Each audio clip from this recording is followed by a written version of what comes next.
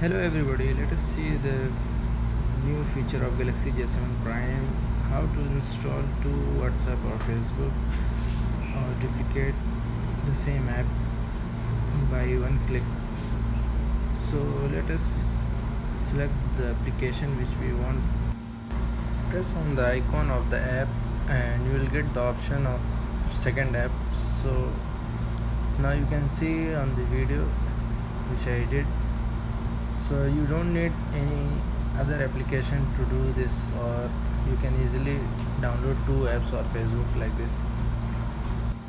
Hope you got it what I was trying to explain you, and thank you for watching my video, and don't forget to subscribe my channel.